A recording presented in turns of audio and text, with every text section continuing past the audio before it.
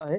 तर आपल्यापैकी आपल्या भागातील बऱ्याच शेतकऱ्यांची टोमॅटोची लागवड माझ्या माहितीस्तव आता राहिलेली आहे आणि टोमॅटोमध्ये जर का शेतकऱ्यांना महत्त्वाची माहिती जर सांगायची असेल तर आज सेमिनीज व्हेजिटेबल सीड्स या कंपनीची पावसाळी टोमॅटो आहे, जिचं नाव आहे आर्यमान। ही जी व्हरायटी आहे ही व्हरायटी लागवड करण्यासाठी आज खास आम्ही तुमच्यापर्यंत आलेलो आहोत आणि ही व्हरायटी लागवड करत असताना किंवा तुमच्यापैकी बऱ्याचशा लोकांनी ही व्हरायटी लागवड केलेली पण आहे। याच्यापैकी बऱ्याचशा लोकांना काही लोकांना कधी काही शंका किंवा कधी काही प्रश्न आले असतील किंवा कधी काही अडचणी आल्या असतील तर त्यांचं निरसन करण्यासाठी सुद्धा आम्ही खास इथं आलेलो आहोत। तर मी आर्यमान काय आहे हे मोजून 5 मिनिटात सांगणार आहे, पण तिला कुठल्या पद्धतीने घेऊन गेलं पाहिजे आणि ती करत असताना बाकी बाजारात पण नवीन व्हरायटी आलेल्या आहेत त्याच्यावरती पण मी बोलणार आहे। तर सगळ्यात पहिल्यांदा आर्यमान ह्या व्हरायटीची लागवड करत असताना साधारणतः 1 मे पासून तर आपण 30 ऑगस्टपर्यंत 15 ऑगस्टपर्यंत ह्या व्हरायटीची लागवड करू शकतो। दुसरी महत्त्वाची गोष्ट, आर्यमान ही व्हरायटी लावत असताना लागवडीचं जे अंतर आहे, लागवडीचं अंतर 2 झाडातील अंतर 2 फूट आणि 2 ओळीतील अंतर 4 फूट असायला पाहिजे। आणि तिसरी महत्त्वाची गोष्ट, व्हरायटी लागवड केल्यानंतर तुम्हाला ह्याच्यामध्ये 2 झाडातील अंतर 2 फूट आणि 2 ओळीतील अंतर 4 फूट तर आहेच आहे। त्यानंतर लागवडीचा कालावधी जो आहे तो साधारणतः 1 मे पासून तर 15 ऑगस्टपर्यंत लागवडीचा कालावधी आहे। त्याचबरोबर तिसरी महत्त्वाची गोष्ट, ह्या व्हरायटीसाठी सगळ्यात महत्त्वाचं म्हणजे याला लागवडीचं अंतर जर 2x4 ठेवलं तर काय फायदा होतो, तर याच्यामध्ये काय प्लॉटमध्ये तुमच्या हवा खेळती राहते। दुसरी महत्त्वाची गोष्ट, झाडांची दाटी होत नाही आणि आपण जो स्प्रे घेतो तो झाडाच्या प्रत्येक अवयवापर्यंत पोहोचतो। पर्यायाने काय आहे तुमचं की रोग आणि किडीचा जो काय प्रादुर्भाव आहे तो व्यवस्थितरित्या कंट्रोल होतो। तिसरी महत्त्वाची गोष्ट, तुमच्या अन्नद्रव्यासाठी झाडांच्या मुळांची स्पर्धा होत नाही आणि पर्यायाने तुमचं पीक जे आहे ते खूप चांगलं आणि व्यवस्थित येते।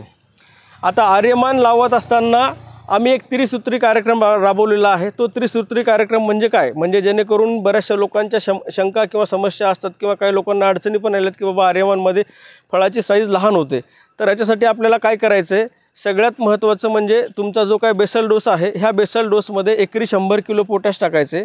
त्याचं कारण असं आहे की इतर व्हरायट्यांच्या तुलनेत आर्यमानला कंप्लीट 40 ते 50 फळं जास्त लागतात। मग एवढी सगळी फळं जर जास्त लागत असतील तर ह्या सगळ्या फळाचं व्यवस्थित संगोपन व्हायला पाहिजे। हे सगळी फळं फुगली पाहिजे, पिकली पाहिजे आणि त्याची साईज पण मेंटेन राहिली पाहिजे। ह्या सगळ्या गोष्टीसाठी आर्यमान लागवड करत असताना तुम्हाला बेसल डोस, तुमचा जो काय बेसल डोस असेल त्या बेसल डोसमध्ये आमची रिक्वायरमेंट एकच आहे की फक्त एकरी 100 किलो तुम्हाला पोटॅश म्हणजे म्युरेट ऑफ पोटॅश टाकलं गेलं पाहिजे। दुसरी महत्त्वाची गोष्ट, लागवडीचं अंतर मी तुम्हाला सांगितलं आहे की 2 झाडातलं अंतर 2 फूट आणि 2 ओळीतलं अंतर 4 फूट असायला पाहिजे। तिसरी महत्त्वाची गोष्ट, तुमचा आर्यमानचा प्लॉट 35 ते 40 दिवसाचा झाल्यानंतर, पहिली बांधणी 25 ते 30 दिवसानंतर व्हायला पाहिजे। 35 ते 40 दिवसाचा प्लॉट झाल्यानंतर तुम्हाला ह्या आर्यमानसाठी लिक्विड खतामधून तुम्हाला पोटॅशयुक्त खतं दिल्या गेले पाहिजे, जसं की तुमचं 13-0-45 असेल, 13-40-13 असेल, 0-52-34 असेल। हे लिक्विडयुक्त खतं जर का 35-40 दिवसानंतर दिल्या गेलेत तर तुमच्या आर्यमानमध्ये फळाची साईज सुरुवातीपासून शेवटपर्यंत एकसारखी राहील, उत्पन्न भरपूर निघेल आणि त्याचा मालही भरपूर निघेल। आता ह्याच्यामध्ये 35 ते 40 दिवसापासून मी पोटॅशयुक्त खतं का म्हटले, तर आर्यमान ही जी व्हरायटी आहे ही मोजून तुमच्या लागवडीपासून बरोबर 55 ते 60 दिवसात तयार होते। ह्याच्यामुळं ह्या व्हरायटीला जर तुम्हाला सगळी फळं एकसारखी फुगवायची असतील आणि एकसारखी पिकवायची असतील तर ह्याला पोटॅशची मात्रा थोडीशी जास्त द्यायला पाहिजे। शेणखत जर का टाकलं तर खूप चांगली आणि खूप महत्त्वाची गोष्ट आहे की जेणेकरून तुमचा प्लॉट जास्त दिवस चालेल। अशा पद्धतीने आपण आर्यमानची शेती करत असताना अशा पद्धतीने जर का नियोजन ठेवलं तर आर्यमान ही व्हरायटी आजही शेतकऱ्यांसाठी 1 नंबर आहे, टॉपची व्हरायटी आहे आणि कुठल्याच शेतकऱ्याला ह्या व्हरायटीमधून नुकसान आत्तापर्यंत झालेलं नाही आहे। आता शेतकरी बांधवांनो, तुम्हाला महत्त्वाची गोष्ट सांगायची झाली तर मी आर्यमान एवढ्या वेळापासून करतोय, तर आर्यमानच का? सगळ्यात महत्त्वाची गोष्ट, पहिले तर 55 ते 60 दिवसामध्ये तयार होते। दुसरी महत्त्वाची गोष्ट, फळाची साईज सुरुवातीपासून शेवटपर्यंत एकसारखी राहते। काही शेतकऱ्यांना नाही जर एकसारखी राहिली तरी पण आता मी जे मॅनेजमेंट सांगितलं ते जर का केलं तर त्यांची साईज एकसारखी होऊ शकते। दुसरी महत्त्वाची गोष्ट, फळाला चमक खूप मोठ्या प्रमाणात आहे, त्याच्यामुळं काय होतं की तुमचा माल बारीक जरी असेल तरी बाजारपेठात मागणी भेटते। तिसरी महत्त्वाची गोष्ट, ह्या व्हरायटीवरती रोगाचं प्रमाण खूप कमी आहे। तुमचं बॅक्टेरियल ब्लाइट असेल, तुमचा करपा असेल किंवा बाकी कोणते आजार असतील तर ते आर्यमानवरती खूप कमी प्रमाणात येतात। पर्यायाने शेतकऱ्याचे जवळपास 4 ते 5 फवारण्या वाचतात। त्याची मेहनत वाचते, त्याची हॅरेसमेंट वाचते आणि त्याला जास्त उत्पन्न झाल्याचा किंवा जास्त नफा मिळाल्याचा फायदा होतो. कारण 4-5 फवारण्या जर आज तुमच्या वाचल्या तर जवळजवळ एक फवारणी 1 एकरासाठी 2 ते 2.5 हजार रुपयाचं गणित जर का केलं आपण तर 10 ते 12 हजार रुपये तुमचे फक्त फवारणीपासून वाचतात. तिसरी आणि अजून एक महत्त्वाची गोष्ट, आर्यमानसाठी कुठल्याच शेतकऱ्याला कधीच फ्लावरिंगसाठी जास्त फुलं लागण्यासाठी एकही स्प्रे घ्यायची गरज पडत नाही. कारण त्याला अंगची सेटिंग आहे, स्वतःहून खूप जास्त फुलं येतात, स्वतःहून खूप जास्त फुलं लागतात. अजून एक महत्त्वाची गोष्ट, असं कुठल्याच शेतकऱ्यांचं मला जाणवलं नाही की आर्यमानमध्ये फुलगळ झाली आहे. असं कधी कोणाला जाणवलं आहे का? आर्यमानमध्ये कधीच फुलगळ होत नाही. आर्यमानमध्ये फुलासाठी कोणाला कोणते स्प्रे घ्यायची गरज पडत नाही, सेटिंगसाठी किंवा फुलं लागण्यासाठी. ह्याच्यामुळं आर्यमान लागवड करायला पाहिजे. हे आर्यमान लागवडीचे मुख्य कारणं आहेत. आता दुसरी एक महत्त्वाची गोष्ट, तुम्हाला कळकळीची विनंती आहे की आर्यमानच का लावा म्हणतो मी, तर याचं मुख्य कारण हे की आज शेतकरी बांधवांनो 2 गोष्टी ज्या आहेत ह्या 2 गोष्टी आपल्या हातात कधीच नाही आहेत. पहिली गोष्ट हवामान आणि दुसरी गोष्ट बाजारभाव. आहेत का ह्या 2 गोष्टी आपल्या हातात? कोण सांगू शकेल का आहेत म्हणून? मान्य करताय ना सगळेजण? बोला तुम्ही, आपलं चर्चासत्र आहे बरं का. सत्य परिस्थिती, लाईट आली आहे, सांगतो त्याच्याबद्दल पण सांगतो. 2 गोष्टी आहेत की ज्या आपल्या हातात कधीच नाही आहेत. एक म्हणजे तुमचे बाजारभाव आणि दुसरं म्हणजे तुमचं हवामान. आता बघा, आता ह्या पावसाचं प्रोडिक्शन कोणीच केलं नव्हतं, बरोबर. मागच्या 15-20 मे महिन्यात कधीच पाऊस पडला नाही, मागच्या 15-20 दिवसापासून पाऊस पडतो. तर शेतकरी बंधूंनो, मला कळकळीची विनंती करायची की आता तुमचे प्रयोग करण्याचे दिवस राहिले नाहीत. पाटोदा असेल किंवा येवला तालुका असेल किंवा परिसर असेल, या परिसरातील शेतकरी जे आहेत हे प्रयोग करण्याच्या बाबतीत 1 नंबर आहेत. दरवर्षी नवनवीन प्रयोग आपण करत असतो आणि करायलाच पाहिजे. नवीन काय आहे ते आपल्याला कळते. पण आजची परिस्थिती शेतकरी बंधूंनो अशी आहे की आज प्रयोग करायचे दिवस राहिलेले नाही आहेत. आज 1 एकर टोमॅटोसाठी जवळपास 1.5 ते 2 लाख रुपये खर्च येतो आणि ह्या 1.5 ते 2 लाख रुपयामध्ये तुम्हाला माहीत नाही की आज उद्याचं हवामान काय आहे, उद्याचं वातावरण काय आहे आणि तुम्हाला ही माहीत नाही की उद्या काय बाजारभाव असणार आहे. मग ह्या परिस्थितीमध्ये आर्यमान ही एकमेव अशी व्हरायटी आहे की जी कुठल्याही परिस्थितीमध्ये शेतकऱ्याला साथ देते. फॉर एक्झाम्पल, आता तुमच्या प्लॉटमध्ये कंटिन्यू 20 दिवस पाऊस आहे, तुमच्या प्लॉटमध्ये कंटिन्यू पाणी साचून राहिले, अशा परिस्थितीमध्ये सुद्धा आर्यमानची वाढ चालू राहते, आर्यमानची सेटिंग चालू राहते आणि आर्यमानला फुलं लागणं किंवा फळं लागणं पण सुरू राहते. दुसरी कुठलीच व्हरायटी तुम्हाला अशा वातावरणामध्ये ह्या वातावरणामध्ये साथ देणार नाही. दुसरी महत्त्वाची गोष्ट, तुमचे बाजारभाव कसे जरी असलेत तरी तुम्हाला कितीही खाली बाजारभाव असलेत तर आर्यमानचे कॅरेट किंवा आर्यमानची गाडी तुम्ही बाजारपेठेत घेऊन गेल्यानंतर कधीच व्यापारी तुम्हाला असं म्हणणार नाही की मला आता घ्यायचं नाही आहे. तो ॲटलिस्ट 100 रुपये, जर समजा तुमचं 50 रुपये भाव चालू असेल तर तो आर्यमानला 70-80 रुपये देईल, 100 रुपये देईल पण तो विकत घेईल.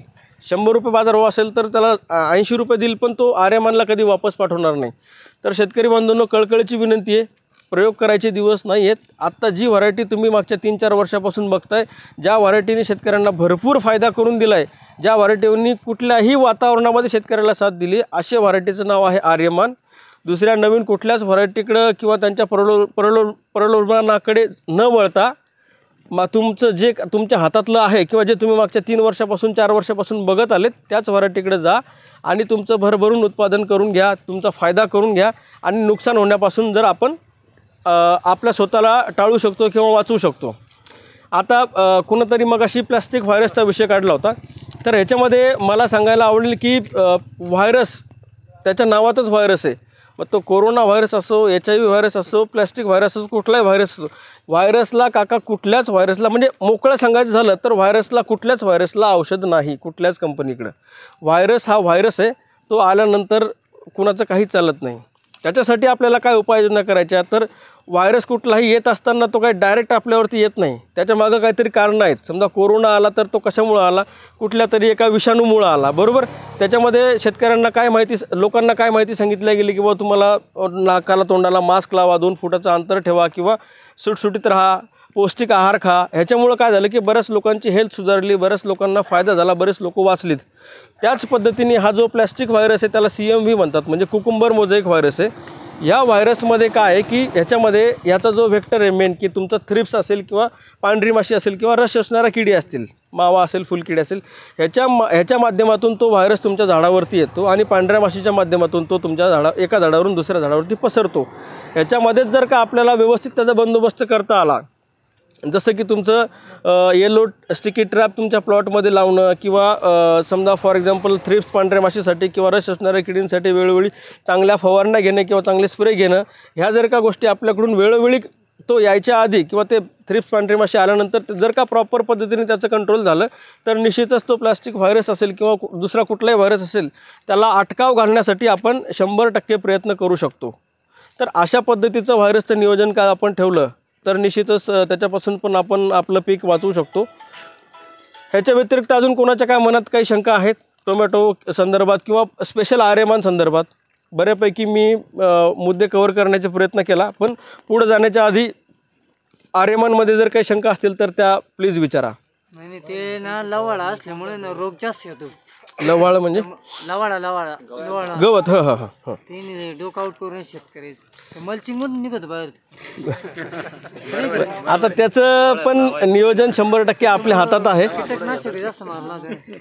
तुमचा मुद्दा बरोबर आहे. काय होते जेव्हा तुमच्या प्लॉटमध्ये किंवा आजूबाजूला गवताचं प्रमाण जास्त असेल तर रस असणाऱ्या किडींना किंवा बाकी कुठल्याही प्रकारच्या रोग आणि किडींना लपण्यासाठी जागा मिळते आणि पर्यायाने काय होते तुमच्या पिकावरती नुकसान होण्यास मदत होते. बरं, याच्या व्यतिरिक्त अजून काय प्रश्न असतील तर आपण प्रश्न त्याला ना कंपनीपर्यंत ही कंप्लीट पोहोचली पाहिजे असं आमचं म्हणणं आहे. याच्यावर काहीतरी औषध निघलं पाहिजे. तणनाशक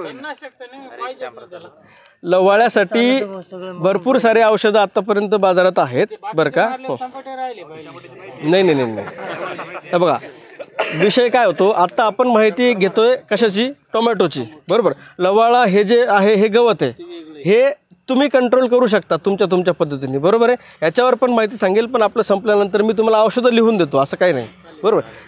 तर आता आर्यमानमध्ये जर कोणाला काही अडचणी नसतील तर अजून एक पुढचं फक्त एकच पीक सांगणार आहे मी. बरं. तर आर्यमानमध्ये आता तुमच्या म्हणण्यानुसार ते नर रोपं आहेत. हां बरोबर. तर कंपनीच्या निदर्शनास पण ती गोष्ट आली आहे, त्याला आम्ही आमच्या भाषेत ब्लाइंड प्लॅन म्हणतो, म्हणजे आंधळे रोपं. पण याच्यासाठी आम्ही काय केलं आहे की मागच्या 3 वर्षापासून संशोधन करत असताना आम्हाला असं जाणवलं की त्यालासुद्धा फुटवा फुलं आणि फळं येतात. मागच्या 3 वर्षापासून लोकांनी तो प्रयोग केला आहे, फक्त थोडंसं लेट येतात. पण ह्याच्यामध्येही तुमच्या डोक्यात शंका राहूच नाही, म्हणजे तसा प्रकार घडूच नाही म्हणूनही आम्ही प्रयत्न केलेत. आणि यावर्षी मला म्हणजे अभिमानाने मी सांगेल किंवा मला सांगायला आवडेल, यावर्षी आर्यमानच्या जे काही रोपं असतील ह्या रोपांमध्ये तुमच्या भाषेत जे नर आहेत हे नर अजिबातच निघणार नाहीत. ही खूप आनंदाची आणि महत्त्वाची गोष्ट आहे आणि हीच गोष्ट सांगण्यासाठी खास मी इथं आलो आहे. तुम्हाला यावर्षी कुठल्याच नर्सरीमध्ये आर्यमानमध्ये नराचं प्रमाण दिसणार नाही. तुम्ही रोपं आणल्यानंतर तिथं तुम्हाला सॉर्टिंग करायची गरज पडणार नाही किंवा नर ते लावायची पण गरज पडणार नाही. अशा पद्धतीचं संशोधन कंपनीने केलेलं आहे. त्याच्यामुळं यावर्षी त्या बाबतीत सगळेजण निश्चिंत राहा. हे मी तुमच्या 100 लोकांसमोर आत्ता 100% ग्वाही देऊन सांगतो की यावर्षी तुम्हाला कुठल्याच आर्यमानच्या कुठल्याच नर्सरीमध्ये नराचं प्रमाण दिसणार नाही. आता याच्यानंतरनं थोडंसं एका वेगळ्या पिकाकडं वळायचं आहे मला, आणि हे एक शेवटचं पीक असेल. आता आपण सगळ्यात पहिले आर्यमान संदर्भात चर्चा केली आहे. दुसरं महत्त्वाचं पीक असेल की बायर कंपनी किंवा सेमिनीज कंपनी आम्ही काय इनोव्हेशन करतो किंवा आम्ही रिसर्च अँड डेव्हलपमेंटमध्ये किती खर्च केलेला आहे, आणि त्याच्या माध्यमातून आम्ही तुम्हाला ऑलरेडी सांगितलं की ही कंपनी जी आहे ही दरवर्षी वेगवेगळं बियाणं, वेगवेगळ्या औषधं, वेगवेगळ्या पिकांमध्ये संशोधन करत असते आणि शेतकऱ्यांसाठी नवनवीन संशोधन देत असते.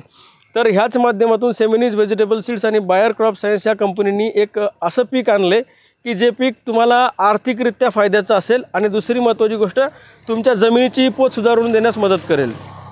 तर त्या शेतकरी बांधवांनो, त्या पिकाचं नाव आहे मोरालिडा. मोरालिडा हे तुमचं तारेवरचा घेवडा असलेलं एक घेवडा नावाचं पीक आहे, जे की तुमच्या जमिनीसाठी